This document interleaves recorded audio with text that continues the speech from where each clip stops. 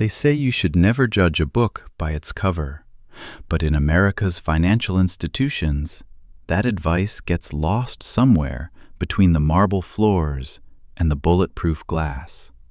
What they don't tell you is that sometimes the person you're dismissing isn't holding a book at all. They're holding the pen that writes the regulations, and one signature can turn your entire world into ash. Marcus Webb didn't see a Federal Reserve inspector when she walked through those brass doors on that humid Tuesday morning in downtown Charlotte.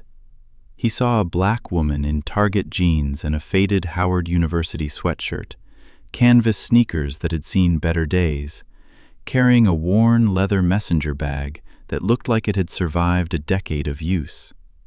What he didn't see was the laminated credential in that bag, the one with her photograph above the words Office of Inspector General, and a serial number that connected directly to Washington, D.C.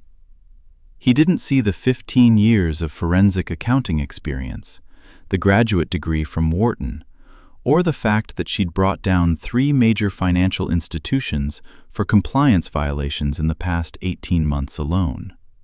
He saw what his prejudice allowed him to see, and that tunnel vision was about to cost him everything. But you need to see how it all unraveled. Because this isn't just about one ignorant security guard and one underestimated woman. This is about a system so broken that someone could be tasked with investigating a bank while being treated like a threat to that same bank. Stay with this, because the comeuppance is beautiful. The Regional Trust Bank of Charlotte occupied a corner of Trade Street that smelled like old money and new anxiety. The lobby stretched 30 feet high, all polished granite and recessed lighting, with the faint chemical tang of industrial glass cleaner mixing with the particular staleness of recycled air that's been filtered through the same vents for 20 years. Early morning light slanted through the tall windows, catching dust motes that drifted in the conditioned atmosphere like lazy snow.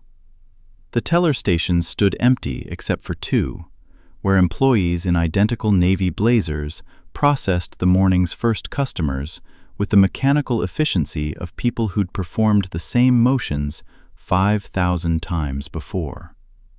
Marcus Webb, 47, with a spreading gut that strained against his polyester uniform shirt, and a receding hairline he tried to compensate for with aggressive sideburns, stood at his post near the entrance. He had small, calculating eyes that tracked movement like a lazy predator, and a habit of clicking his pen cap, click, click, click, when he was bored or irritated, which was most of the time.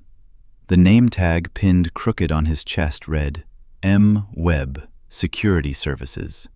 But what it should have read was, Man who peaked in high school and never got over it. He'd been working this bank for 6 years, ever since his attempt at becoming a real cop had flamed out spectacularly in the police academy.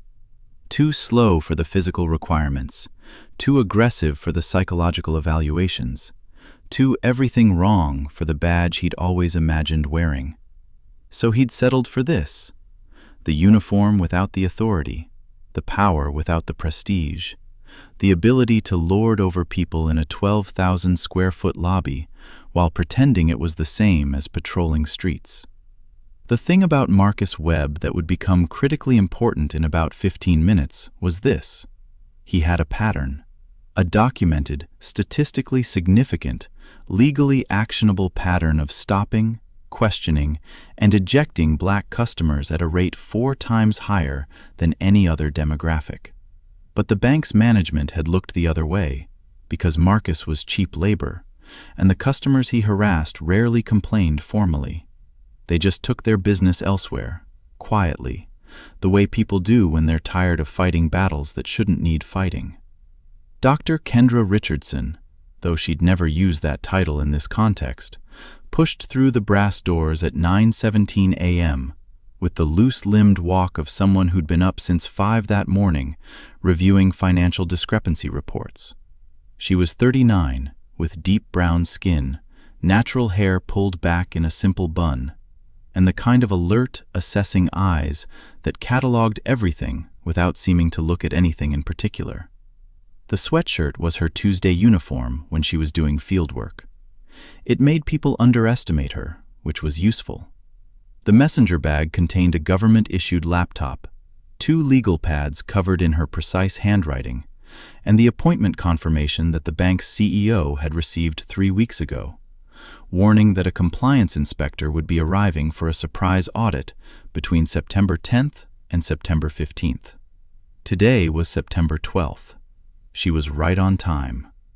Kendra had grown up in Charleston, the daughter of a postal worker and a teacher, and she'd learned early that the world would make assumptions about her capabilities based on her appearance.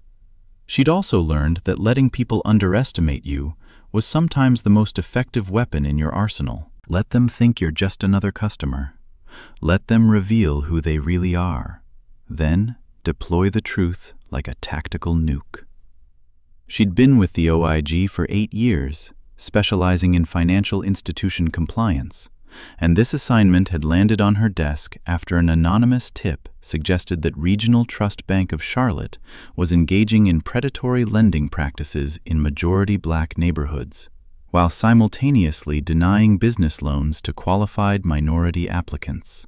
The numbers had been suspicious enough to warrant investigation. The Regional Trust Bank had assets totaling $4.2 billion, which put it squarely in the category of too significant to ignore. Marcus's pen clicking stopped the moment Kendra entered. His eyes tracked her across the lobby with the focus of someone who'd already decided she didn't belong. She felt his attention like a weight on her shoulders, but didn't acknowledge it, heading instead toward the customer service desk, where a young woman with an eager smile and a name tag reading Jennifer sat waiting. "Good morning," Kendra said, her voice carrying that particular neutral pleasantness of someone who deals with bureaucracy professionally. "I need to speak with Mr. Davidson, please. I have an appointment." Jennifer's fingers moved toward her keyboard, but she never got there. Marcus Webb's hand came down on the desk between them, palm flat, fingers spread. The sound, crack, made Jennifer flinch. "Excuse me." Marcus's voice had that particular quality of false politeness that barely masked aggression. "Ma'am, I need to ask you what your business is here today." Kendra turned to face him fully, and her eyes, those sharp, cataloging eyes, took in every detail. The crooked name tag, the coffee stain on his collar, the way he positioned his body to block her path to the desk. She'd seen this dance before.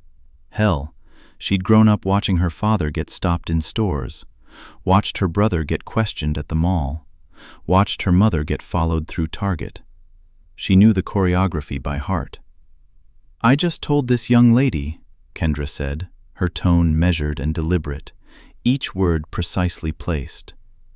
"I have an appointment with Mr. Davidson." "Uh-huh." Marcus crossed his arms, and his small eyes narrowed further. "What kind of appointment?" "The private kind." Kendra shifted her messenger bag higher on her shoulder. "If you'll excuse me." "I don't think so." Marcus stepped to his right, maintaining the block. "See, we've had some issues lately with people coming in here trying to run scams. Identity theft rings, check fraud, that kind of thing. So I'm going to need to see some identification before you go bothering our executive staff." The lobby had gone quiet. The 2 tellers had stopped their mechanical motions. A middle-aged white man in a business suit, waiting at the counter, had pulled out his phone. Jennifer looked like she wanted to sink through the floor. Kendra could have ended it right there, could have pulled out her federal credentials and watched Marcus's face drain of color. But she'd learned something in her years of investigation work.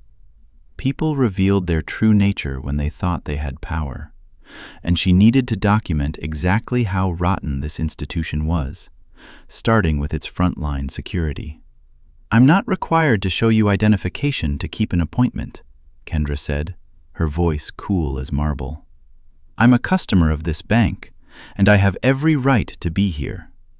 "That's where you're wrong." Marcus's hand drifted to his hip, where a can of pepper spray hung on his belt, next to a flashlight and a radio.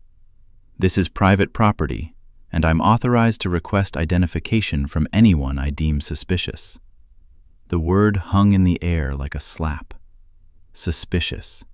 Based on what? The sweatshirt? The messenger bag? Or the melanin in her skin? "Suspicious of what, exactly?" Kendra asked. She didn't raise her voice, didn't need to. The question was sharp enough on its own. "Look, I don't have time to play games." Marcus's voice rose, filling the vaulted lobby. "You either show me ID right now, or you leave the premises. Those are your options." A woman walking her toddler toward the ATM stopped, staring. The phone-wielding businessman had definitely started recording now, his device angled to capture the scene. "I'm going to ask you one more time to step aside and let me conduct my business," Kendra said. Her hands remained at her sides, relaxed, unthreatening. But her voice carried absolute authority now, the kind that comes from knowing exactly what rights you have and exactly which laws are being violated. "I'm scheduled to meet with Mr. Davidson at 9:30. It's currently 9:20. I suggest you verify my appointment instead of harassing me." "Harassing?" Marcus's laugh was ugly, sharp-edged. "Lady, I haven't even started. You want to see harassment? Keep pushing." He moved closer, invading her space, using his height advantage, 6'1" to her 5'6", as an intimidation tactic. The smell of coffee and cheap cologne wafted from him. His pen clicking had resumed, a nervous tick that betrayed his escalating adrenaline despite the manufactured swagger. "Last chance," Marcus said. "ID, or I call the police." "Call them," Kendra replied, her voice soft but unyielding. "In fact, please do. I'd very much like to have law enforcement present for this interaction." That should have been his warning. Should have been the moment when his brain caught up with his prejudice and whispered that maybe, just maybe, he'd misjudged the situation. But Marcus Webb had been getting away with this behavior for 6 years, and confidence built on unchecked authority is a hard thing to crack. He reached for his radio. "This is Webb to management. I need backup in the main lobby. Refusing to comply with security procedures." Within 90 seconds, a manager appeared from the back offices. Dale Peterson, 52, in a suit that cost more than Marcus's monthly salary, with silver hair and the particular expression of someone who's been interrupted from something important by something he considers trivial. His eyes took in the scene. Black woman in casual clothes, security guard in confrontation stance, scattered customers watching, and his face settled into an expression of weary resignation that suggested this wasn't his first rodeo with Marcus's behavior. "What's the issue here?" Dale asked, but he was looking at Kendra when he said it, not Marcus. "This woman refuses to show identification or state her business," Marcus jumped in before Kendra could respond. "She claims she has an appointment with Mr. Davidson, but she won't verify her identity." Dale's eyes narrowed slightly. He pulled out his phone, tapped a few times, and Kendra watched his expression shift as he apparently pulled up the CEO's calendar. His jaw tightened. "Ma'am," Dale said, his voice careful now. "I apologize for this confusion. If you could just—" "She's not going anywhere until she shows ID," Marcus interrupted. "I don't care if she's got an appointment or not. This is procedure." "Marcus?" Dale's voice carried a warning note. "No!" Marcus's hand moved to Kendra's arm, gripping just above her elbow. "I'm removing her from the premises for failure to comply with security protocols." That was the moment, the point of no return, the instant when Marcus Webb's career, his pension, his entire future self-immolated on the altar of his own arrogance. Kendra didn't pull away. She looked down at his hand on her arm, then back up at his face. Her voice, when she spoke, was glacial.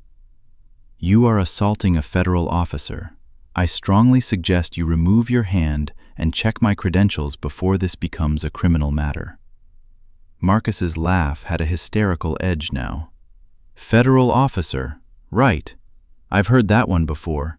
Save it for someone who—" "Marcus, let her go. Now." Dale's voice had gone sharp with genuine alarm, but Marcus was committed to the bit, high on the power of the moment, the audience of customers watching, the chance to be the big man who stopped a scammer. He tightened his grip and started pulling Kendra toward the door. "You have exactly 3 seconds to release me," Kendra said, her free hand moving to her messenger bag, "or I will file charges for assault on a federal officer, obstruction of a federal investigation, and civil rights violations under Title VI of the Civil Rights Act." "1," Marcus said mockingly, still pulling. Kendra's hand emerged from her messenger bag with a leather credential wallet. She flipped it open with a practiced snap. The Federal Eagle gleamed gold in the morning light. The identification card beneath it read, "Kendra M. Richardson, Senior Inspector, Office of Inspector General, Board of Governors of the Federal Reserve System." "2," Kendra said quietly. Marcus's hand went slack on her arm. His face, red with exertion and righteous anger just a moment before, began the color-draining process that starts at the hairline and works its way down. His mouth opened, closed, opened again. Dale Peterson, to his credit, looked like he wanted the earth to swallow him whole. "Oh my God." 3, Kendra said, though the count was no longer necessary.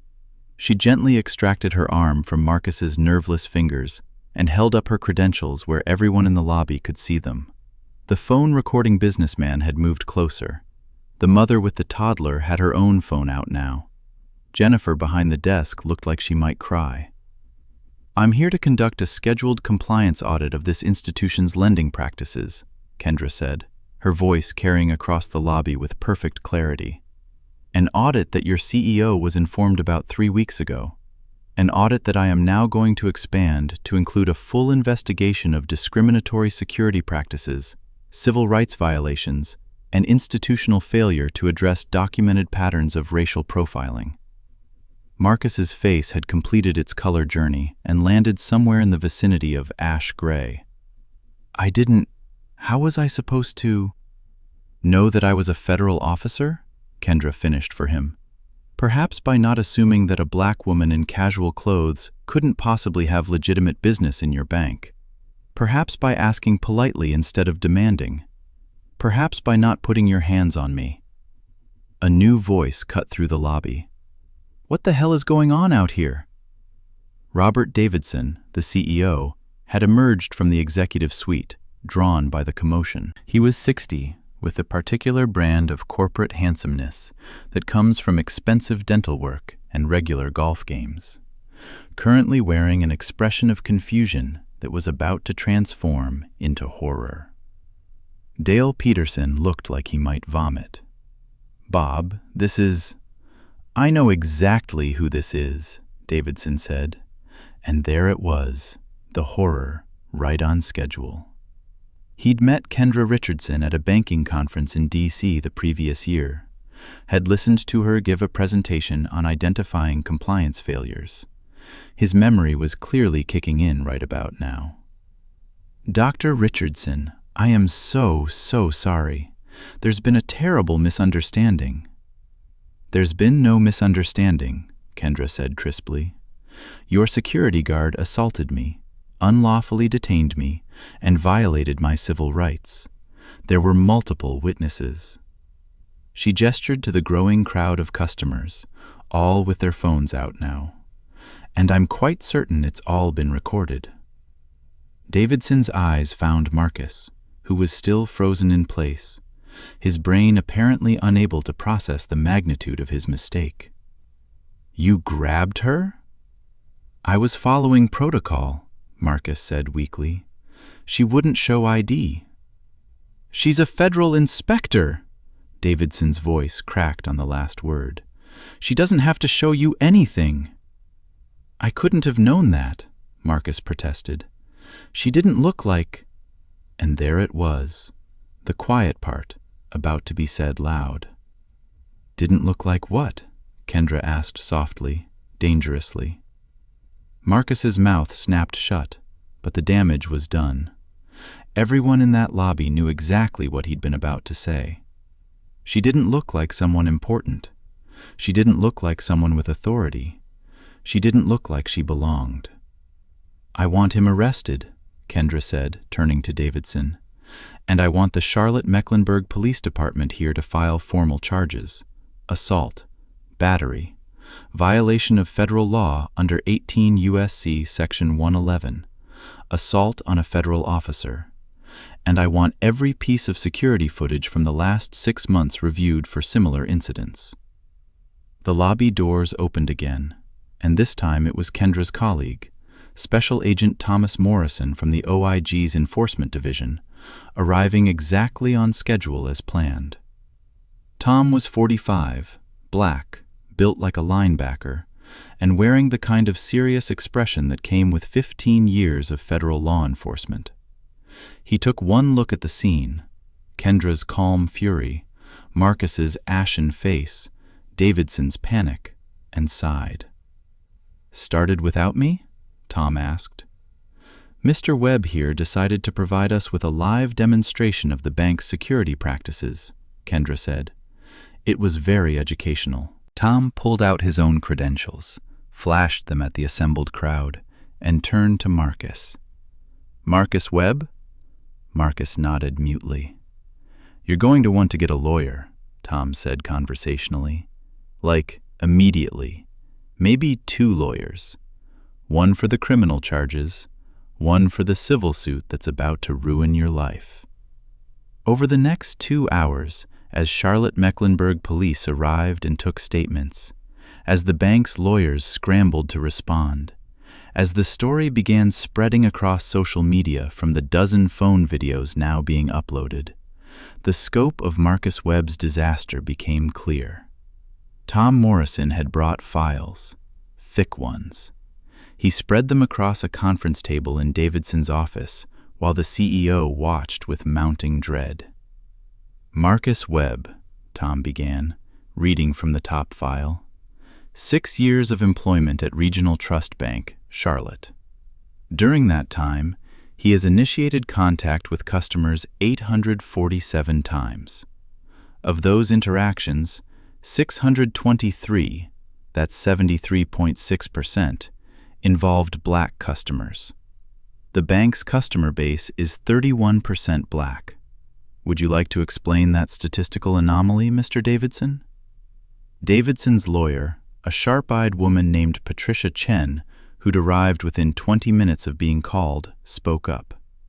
"That data doesn't necessarily indicate—" "We're not done," Tom interrupted smoothly. "Of those 623 interactions with black customers, 47 resulted in police being called. Of those 47 incidents, 0 resulted in actual crimes being committed or arrests made. However, 12 resulted in formal complaints being filed with the EEOC, 8 resulted in customers closing their accounts, and 3 resulted in lawsuits that your bank settled quietly with NDAs." He slid another file across the table. "Here's the real kicker. We've got text messages from Marcus Webb to other security personnel at this bank and 2 others where he worked previously. I'll read you some highlights. Another one trying to cash a check. Yeah, right. These people always look suspicious. Stopped 3 today. Might be a record. Want me to continue?" Patricia Chen's face had gone professionally blank, which meant she was calculating exactly how much this was going to cost her client. "There's more," Kendra said, opening her own laptop. "I've been analyzing your lending data for the past 3 weeks, since before I even scheduled this visit. Your bank has a 68% denial rate for mortgage applications from black families, compared to a 23% denial rate for white families with comparable credit scores and income levels. Your business loan approvals show similar patterns. You've been engaging in redlining practices that violate the Fair Housing Act, the Equal Credit Opportunity Act, and the Community Reinvestment Act. Davidson looked like he might pass out. That's not possible. We have compliance reviews conducted by a third-party firm that you pay $200,000 annually, Tom said. A firm that somehow never noticed these glaring statistical anomalies. We'll be investigating them too. The meeting went on for another 90 minutes. More evidence emerged, more patterns, more documentation of a systemic rot that went far beyond one bigoted security guard. But Marcus Webb had been the visible symptom, the infected wound that had finally drawn attention to the disease beneath. When the police finally arrested Marcus Webb at 2:47 p.m. that afternoon, charging him with assault on a federal officer and civil rights violations, he was still trying to argue that he'd been following procedure. "I didn't know who she was," he kept saying. "How was I supposed to know?" The officers, one black, one white, both visibly disgusted, didn't respond. They just cuffed him and read him his rights while news cameras, having caught wind of the story from social media, filmed everything from the sidewalk. The trial took place 4 months later, in January, in a federal courthouse that smelled of wood polish and institutional coffee. The courtroom was packed. Advocacy groups, media, banking industry observers, and members of the public who'd followed the case as it became a flashpoint in discussions of racial profiling and institutional racism. Marcus Webb's defense attorney, a public defender named James Walsh, who'd drawn the short straw on this unwinnable case, tried his best. He argued that Marcus had been following his training, that he'd had no way of knowing who Kendra was, that the bank's own policies were vague about when to request identification. Then the prosecution rolled out the evidence, the text messages, the statistical analysis, the testimony from 12 different black customers who'd been harassed by Marcus over the years, the security footage showing him ignoring white customers who looked far more suspicious while targeting well-dressed black professionals. The turning point came when they played body cam footage from one of the responding officers. Marcus, in the back of the police car, still convinced he was the victim. "She was dressed like a criminal. How was I supposed to know she was federal? She should have to wear a badge or something. It's not fair to expect me to treat everyone the same when some people just look wrong." The courtroom had gone silent. Even his own attorney had flinched. Kendra had taken the stand herself, walking the jury through what had happened in clinical detail. She didn't dramatize, didn't need to, just described the facts, the immediate suspicion, the demand for ID, the escalation, the physical contact, the underlying assumption that she couldn't possibly belong. "In my 15 years as a federal inspector," she'd said, "I've walked into hundreds of financial institutions. I've never once been treated this way by security when arriving at a bank in a predominantly white area. But when I arrive at institutions in mixed neighborhoods, institutions like Regional Trust Bank Charlotte, I experience what Mr. Webb subjected me to about 40% of the time. The only variable that changes is the racial makeup of the neighborhood, and, therefore, the assumptions made about my presence." The defense tried to suggest she was exaggerating. That's when Tom Morrison introduced evidence from their expanded investigation. Surveillance footage from Regional Trust Bank showing Marcus allowing white people in jeans and sweatshirts to enter without question, while stopping black people in business suits. It played on the courtroom screens like a damning film reel, pattern after pattern, bias after bias. The jury deliberated for 3 hours. They found Marcus Webb guilty on all counts: assault on a federal officer, civil rights violations under 18 U.S.C. Section 242, and deprivation of rights under color of law. Judge Catherine Morrison, no relation to Tom, was a black woman in her 60s who'd been on the bench for 20 years and had precisely zero patience for this kind of behavior. When she handed down the sentence, her voice was sharp as broken glass. "Mr. Webb, you abused a position of trust to target and harass people based on the color of their skin. You physically assaulted a federal officer because your prejudice blinded you to the possibility that a black woman could hold a position of authority. You have shown no remorse, no understanding of the harm you've caused, and no indication that you would behave differently given another chance." The sentence: 18 months in federal prison, 3 years supervised release, a $25,000 fine, and mandatory civil rights training. Additionally, he was barred from ever working in any security or law enforcement capacity again. But that was just the criminal case. The civil lawsuit that Kendra Richardson filed personally, separate from her official capacity, targeted both Marcus Webb and Regional Trust Bank. That trial revealed even more: the 3 previous settlements with NDAs, the complaints that had been filed and ignored, the pattern of discrimination that management had actively chosen to overlook because dealing with it would have been expensive and inconvenient. The bank's defense crumbled under the weight of evidence. Patricia Chen did her best, but you can't argue with statistics, text messages, and a literal video recording of your security guard assaulting a federal inspector while a dozen witnesses filmed it. The jury awarded Kendra Richardson $4.2 million in compensatory and punitive damages. The bank was also hit with a $15 million fine from the Federal Reserve for the lending discrimination, forced to implement new oversight measures, required to hire an independent civil rights compliance officer, and placed under monitoring for 5 years. Robert Davidson, the CEO, was forced to resign. Dale Peterson, the manager who'd failed to stop Marcus, was demoted to a non-customer-facing role. The entire security team was retrained, and 3 other guards with similar statistical patterns were terminated. But the real change came from what Kendra did with her settlement money.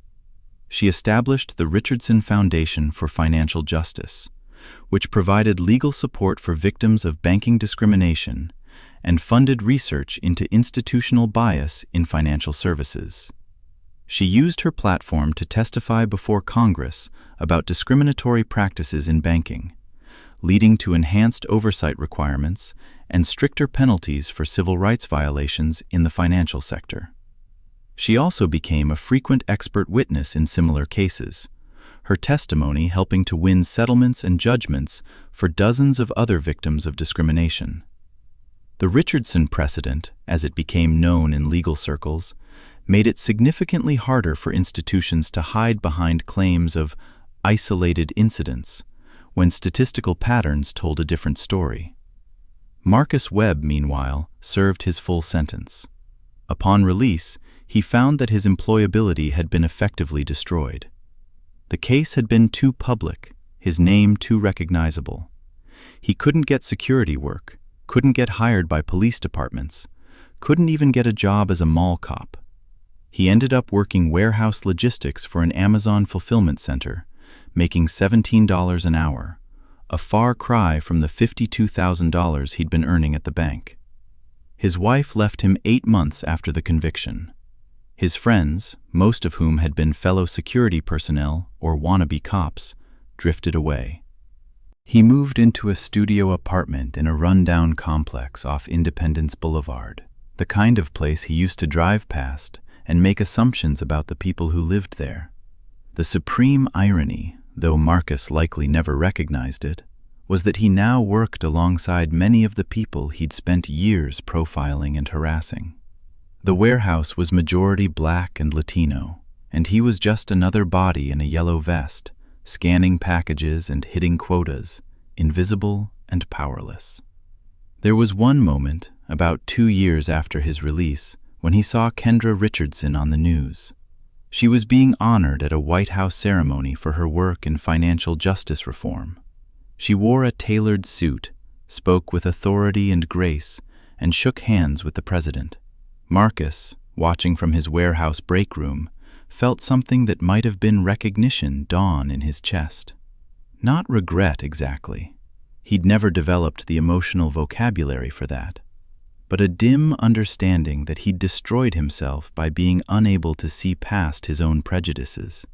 He still thought it wasn't fair, though. Still believed, on some level, that she should have identified herself immediately, should have made it easy for him, should have prevented him from making his catastrophic mistake. The idea that the mistake was his alone, that no one owed him the comfort of their credentials before earning his basic respect, never quite penetrated. Some people learn, others just endure.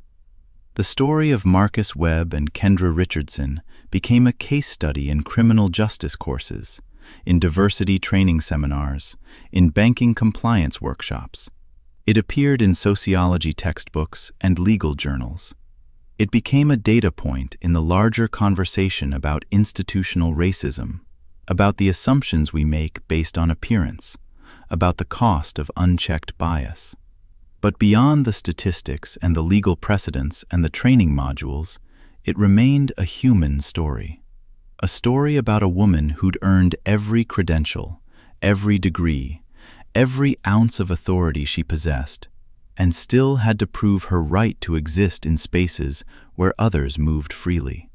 A story about a man who'd been given power without wisdom and wielded it like a weapon against people he'd decided didn't belong. A story about the moment those two realities collided, and justice, real justice, not the performative kind, actually prevailed. Because here's what the Marcus Webbs of the world never understand. Respect shouldn't require credentials. Dignity shouldn't need proving. The baseline assumption should be that people belong in the spaces they choose to occupy until they prove otherwise, not the reverse. Every time someone has to flash a badge, or a degree, or a title to receive basic human courtesy, the system has already failed. Kendra Richardson didn't need to be a federal inspector to deserve respect in that bank lobby. She deserved it because she was a human being. The federal credentials just made sure that this particular violation of her humanity came with consequences that couldn't be swept away with an NDA and a quiet settlement. And that's the lesson, if there is one. Sometimes the universe hands you exactly the right person at exactly the right time. Sometimes the person you decide to harass and demean and assault turns out to be the one person who has both the authority and the determination to make sure you face every consequence you've spent years avoiding. Sometimes justice isn't poetic, it's statistical, financial, and federal. So here's my question for you. Was 18 months and a $4.2 million judgment enough? Should institutions face even harsher penalties when they enable patterns of discrimination? And have you ever witnessed someone make assumptions about authority based on appearance, only to have those assumptions spectacularly blow up in their face? Drop your thoughts in the comments. I want to hear your experiences with this kind of situation. If this story resonated with you, slam that like button.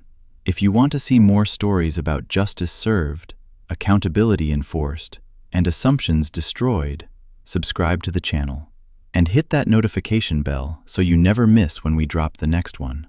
Because trust me, there are more stories out there about people who learned the hard way that you can't judge a book by its cover, especially when that book is a federal regulation manual and you've just violated every page.